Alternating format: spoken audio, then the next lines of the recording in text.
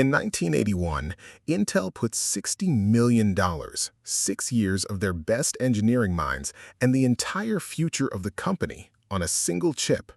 They called it the iAPX 432.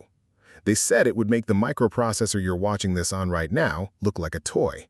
And then, in one of the most quietly humiliating failures in Silicon Valley history, it collapsed so completely that Intel has never, in over 40 years, given a real public explanation for what happened.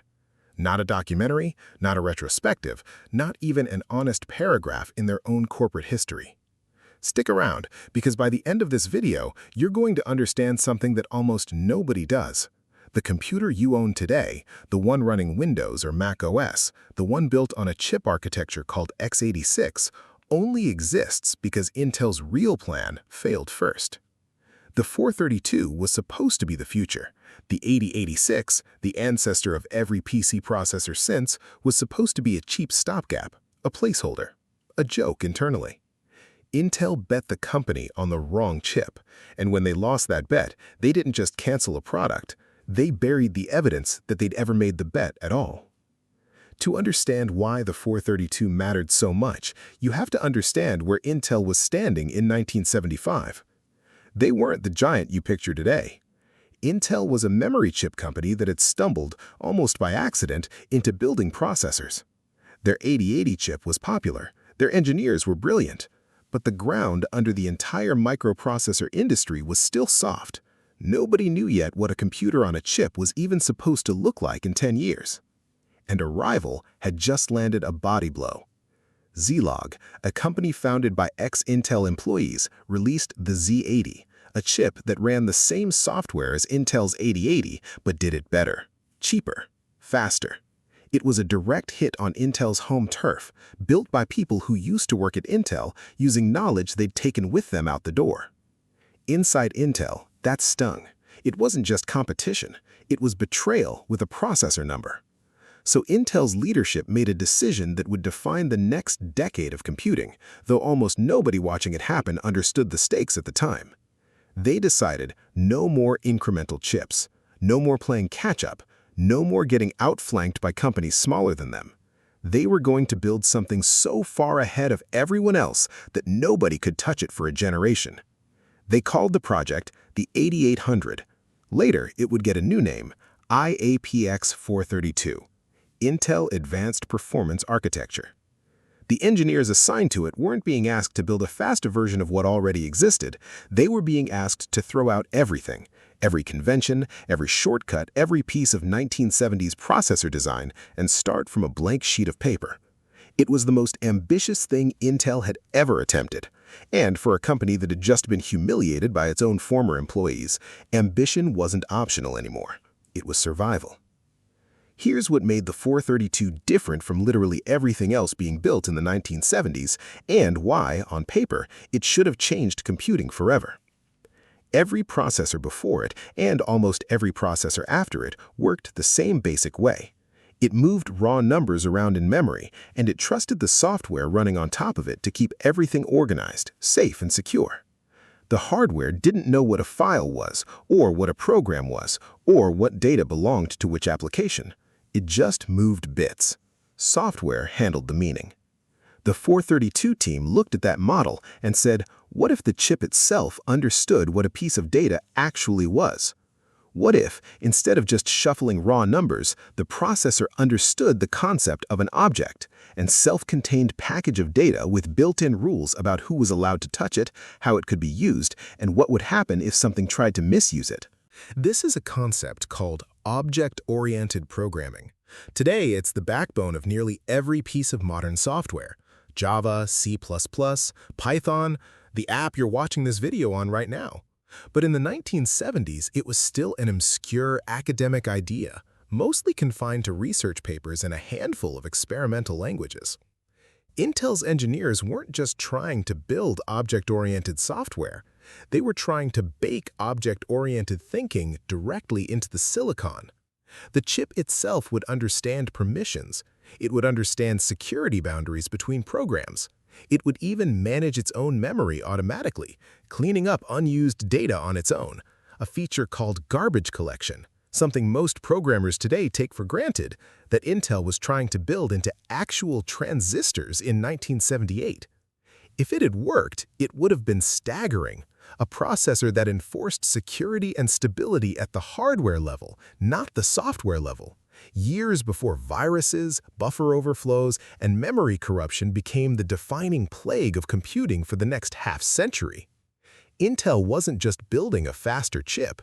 They were trying to build a safer one, a smarter one that thought in the same shapes the software of the future would eventually think in, decades before that future actually arrived. The problem is, 1981 Silicon had absolutely no idea how to keep that promise. Ambition like that doesn't come cheap, and it doesn't come fast. The 430 project ran for 6 years before it ever reached a customer. 6 years of some of the most talented engineers in the industry working on a chip so complex that the physical manufacturing technology of the era genuinely could not fit the entire design onto a single piece of silicon. Think about that for a second. The chip was too advanced for the factories that were supposed to build it. Intel had to split the processor across multiple separate chips just to physically realize the design, a workaround that immediately introduced a fatal weakness nobody could design their way out of. Every time one part of the processor needed to talk to another part, it had to cross physically off one chip, through the wiring on a circuit board, and onto a separate chip. If you know anything about how processors work, you know that on-chip communication happens at blistering speed, practically instantaneous, measured in billionths of a second. Off-chip communication, going out through wires on a circuit board, is a different universe. It's like the difference between shouting to someone in the room next to you versus mailing them a letter.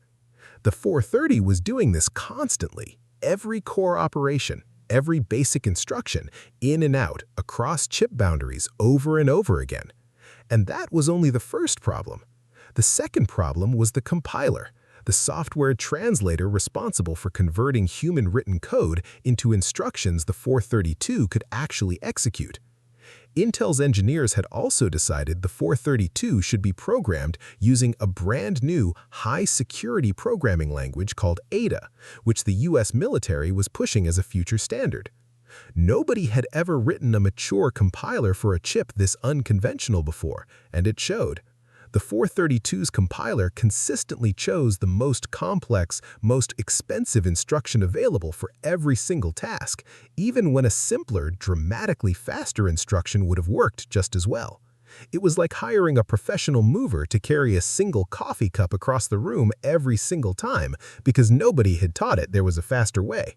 Layer these problems on top of each other, the chip split across silicon, the constant cross-chip communication penalty, the wasteful compiler, and you get a processor that, by the time researchers actually got their hands on it and started running real benchmarks in 1982, was recorded losing to Intel's own far cheaper, far simpler 8086 chip.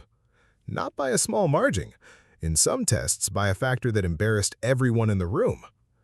Some independent lab tests measured it losing to competing processors of the era by a factor as high as 90 times slower on certain workloads. Other, more typical business software benchmarks showed it running at roughly a quarter of the speed of Intel's own upcoming budget chip, the 8286, a processor that was supposed to be the inferior, simpler product line. Let that sink in for a second.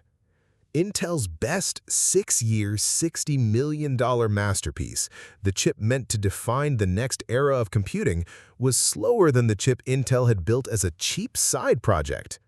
Here's the twist that almost nobody outside the industry has ever heard, and it's the reason this story connects directly to the computer sitting on your desk right now. While Intel's best engineers were pouring years into the 432, a much smaller, much less glamorous team inside the company was quietly working on something else, a stopgap, a cheap, quick, forgettable little 16-bit processor that Intel needed right now to compete for a specific contract, while the real future chip, the 432, was still years from being ready. That stopgap chip was the 8086, and its cut-down, even cheaper sibling was called the 8088. Nobody at Intel thought the 8086 was going to be important. It wasn't revolutionary, it didn't understand objects, it didn't enforce security at the hardware level. It was, in the words of people who worked on it, functional but unglamorous. A chip designed to buy time. And then IBM came looking for a processor for a new project called the personal computer. IBM didn't want revolutionary. IBM wanted available, affordable, and now. The 432 wasn't ready, wouldn't be ready for years, and even when it eventually shipped, it was catastrophically slow and expensive to manufacture. So IBM picked the boring chip, the 8088, the cut-down, even cheaper sibling of the real future Intel was betting on. That single choice, made almost by default because the actual flagship product wasn't ready in time, created the entire lineage of processors that would go on to power essentially every Windows computer on Earth for the next 4 decades. The chip nobody at Intel took seriously became the most consequential microprocessor architecture in the history of computing. And the chip Intel did take seriously, the one they spent 6 years and their best minds on, quietly died in the shadow of the accident that replaced it. Officially, the iAPX 432 program was discontinued around 1986, roughly 5 years after it first shipped. Unofficially, it had been dead on arrival years earlier. Sales were minimal. The customers who did try it, mostly government and research institutions, drawn in by the promise of built-in security and reliability, ran into the same performance wall everyone else did. Here's the part that should really sit with you. Intel is a company that, to this day, loves talking about its own history. They'll talk about the 4004, the first commercial microprocessor. They'll talk about the 8086 and the birth of the PC. They'll talk about the Pentium, Moore's Law, the whole legacy. Go looking for an honest, detailed, official Intel account of what actually went wrong with the 432, a real post-mortem, in their own words, explaining the $60 million bet and why it failed. And you will not find one. Not from Intel. What you'll find instead are outside researchers. A team from UC Berkeley published an independent performance evaluation of the 432 in 1982 using nothing but a simple set of benchmark programs. And their results were damning enough that people in the industry still reference that paper today as the report that sank the 432's reputation for good. You'll find engineers who worked on the original project decades later giving interviews and writing blog posts, trying to piece together what actually happened, because Intel itself never gave a full account. You'll find historians and chip enthusiasts still arguing 40 years later over exactly how much of the failure was the flawed multi-chip design, how much was the wasteful compiler, and how much was simply an idea that was decades ahead of the manufacturing technology available to build it. What you will not find is Intel standing up and saying, here is exactly what we tried to build, here is exactly why it failed, and here is what it cost us. A company that talks proudly about nearly every chapter of its own history has one chapter it has never chosen to narrate. That's not a cover-up in the conspiracy thriller sense. Nobody shredded documents. Nobody is denying the 432 existed. It was publicly announced, publicly sold, and publicly written about at the time. But there's a difference between something being known and something being explained. And the 432 is a chip that has sat for over 40 years on the wrong side of that line. Known, never explained, quietly filed away as an embarrassment that the company that built it has simply chosen not to revisit. Here's where this story gets, in a strange way, less tragic than it first sounds, because the 432 didn't just disappear into nothing. Intel had spent 6 years and enormous sums of money teaching its engineers lessons that no textbook could have taught them. Lessons about what happens when you split a processor's core logic across physical chip boundaries. Lessons about what a bad compiler can do to even the most elegant hardware design. Lessons about the gap between a beautiful idea on a whiteboard and a working product on a factory floor.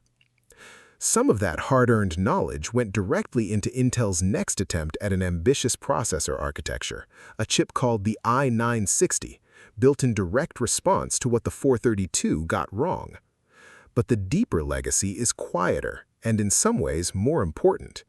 The failure of the 432 became one of the most cited cautionary tales in the entire history of computer architecture. For decades afterward, when engineers wanted to argue against building too much complexity directly into hardware, against trying to make a chip too smart for the manufacturing technology of its era, they pointed to the 432 as Exhibit A. It became the textbook example, taught in computer science courses for generations, of what happens when ambition outruns the physical reality of what silicon can actually do. Every processor you've used since, including the one in your phone right now, was designed by engineers who grew up studying exactly why the 432 failed and who quietly built that lesson into every design decision that followed. The 432 didn't win, but it left a scar on the entire discipline of chip design, the kind of scar that shapes everything that comes after it, even when nobody says its name out loud anymore. Take a moment and actually sit with the alternate version of history here, because it's a strange one. If the manufacturing technology of 1981 had somehow been 10 years ahead of where it actually was, if Intel had been able to build the 432 the way it was designed on paper, without the crippling cross-chip communication penalty, without the primitive compiler wasting cycles on every instruction, the entire architecture underneath modern computing might look nothing like it does today. Object-oriented security wouldn't be a software concept bolted on top of a raw, indifferent processor. It would be baked into the hardware itself, the way its original designers intended. An entire generation of computer viruses, memory corruption exploits, and security vulnerabilities that have plagued software for 40 years might never have had the same foothold, because the vulnerabilities they exploit live in exactly the kind of raw, permission-blind hardware design the 432 was built to replace. Instead, that future got shelved, and the temporary, unglamorous backup chip, the one nobody at Intel thought mattered, became the permanent foundation of the industry almost by accident, simply because it happened to be ready on time. Computing history isn't always decided by the best idea winning. Sometimes it's decided by which idea happened to be finished when someone came knocking with a contract in hand. Every industry has a story like this one buried somewhere in its history. The ambitious, brilliant attempt that failed not because the idea was wrong, but because the world wasn't ready to build it yet. And every industry has a way of quietly filing those stories away, moving on, letting the winners write the version of history everyone remembers. Intel remembers the 4004. Intel remembers the 8086. Intel remembers the Pentium. Intel does not, in any real public way, remember the 432. But it happened. 6 years, $60 million, the best engineers the company had. A chip built to think in a language computing itself wouldn't fully understand for another 2 decades. It lost, and in losing, it accidentally handed the future to a cheap little stopgap chip nobody took seriously. A chip whose descendants are almost certainly, in some form, still running somewhere in the device in your hand right now. That's the story Intel has never quite told in full. Now you have.